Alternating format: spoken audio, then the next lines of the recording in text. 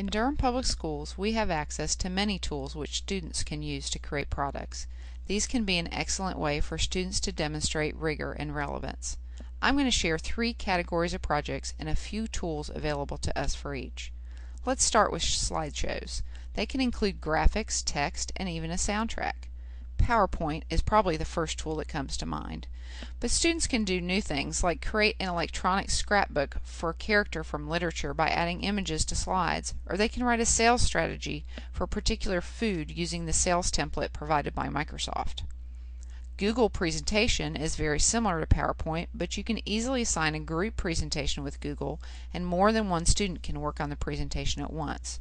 Students can also share the presentation with you by clicking Share, and you save yourself the trouble of having to print or save it to a flash drive. Prezi is a web-based tool like Google Presentation. Prezi has unique effects that make you feel like you're flying or zooming over the images and text in the presentation. Students under 14 need their parents' permission to create a Prezi account, so plan ahead if you want to have your students work with this tool. The second category is animated storytelling. These projects use images to tell a story in a cartoon format or rudimentary animation. The online tools make it easy for students to create an impressive final product. However, you must make sure students focus on content and not the effects and funny images. Here's one, Go Animate. It lets students choose from available animated figures. Students can either type what they want the figures to say in a computer synthesized voice or record themselves talking. This lends itself well to creating new endings to stories or recreating historical events. You do have to have an account for this application, so you'll need parent permission.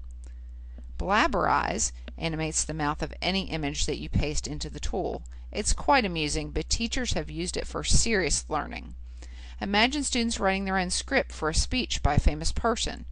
You record the voice for the animated image, so elementary school students and foreign language students in upper grades can practice their fluency. No account creation required. Toondoo uses a set of characters provided in the software to make color comics. The library includes props and different kinds of speech bubbles, so students can get distracted by all the choices. But if they write a storyboard plan ahead of time, you can ensure that they stay focused. Accounts for Toondoo require parent permission. This generation of students has grown up with YouTube. They find it quite natural to create their own videos, and some of them may already have experience. Video editing software used to be expensive and complicated, but now there are free tools available that are relatively easy to use. Animoto is one of those tools and uses still images and a soundtrack to create a sophisticated video effect. Students get to choose from music built into the tool, and they can upload their own pictures or copyright-free images that they find on the web. In place of a report on a time period, students might create a simulated visit in a time machine. This tool is simple enough for elementary students to use with some guidance. Accounts are required for Animoto, so you'll need parent permission.